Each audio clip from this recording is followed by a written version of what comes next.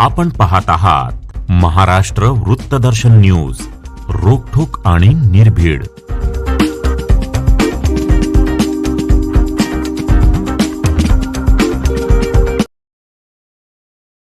संघर्षातून उभं राहिलेलं नेतृत्व, ज्येष्ठ उद्योजक पद्मश्री डॉक्टर अशोक आबा खाडे यांसारख्या उद्योजकांच्या मुळेच देशाचा आर्थिक स्तर वाढत असून देशाची प्रगती होत आहे.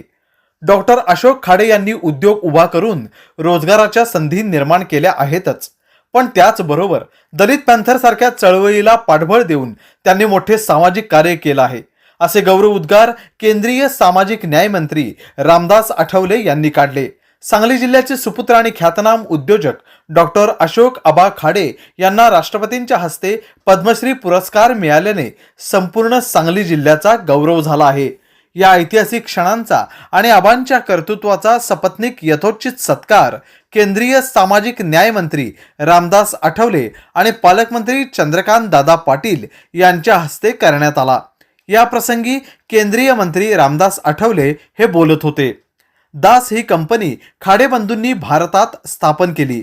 आज ही कंपनी देश आणि विदेशात यशस्वीरित्या कार्यरत आहे. खूप संघर्षातून खाडे यांनी यशस्वी कारकीर्द उभी केली आहे, अशी भावना पालकमंत्री चंद्रकांत दादा पाटील यांनी व्यक्त केल्या. यावेळी श्रीमती तनुबाई दगडू खाडे, पालकमंत्री डॉक्टर सुरेश भाऊ खाडे, सौ सुमनताई सुरेश भाऊ खाडे, सौ जयश्री अशोक आबा खाडे, युवा नेते सुशांत भाऊ खाडे, सौ स्वाती सुशांत भाऊ खाडे, सौ रसिकाताई सुजित खाडे, खासदार विशाल पाटील, माजी खासदार संजय काका पाटील, आमदार सुजीर दादा गाडगीळ, माजी आमदार सुहास बाबर, आमदार धैर्यशील कदम, ज्येष्ठ नेते मकरंद देशपांडे, जनसुराज्य पक्षाचे प्रदेशाध्यक्ष सुमित कदम, सुनीता मोरे, नगरसेवक, जिल्हा परिषद सदस्य, मिरज पंचायत समिती सभापती तन्वी कमलेकर आणि पंचायत समिती सदस्य अशा विविध क्षेत्रातील मान्यवर यावेळी उपस्थित होते.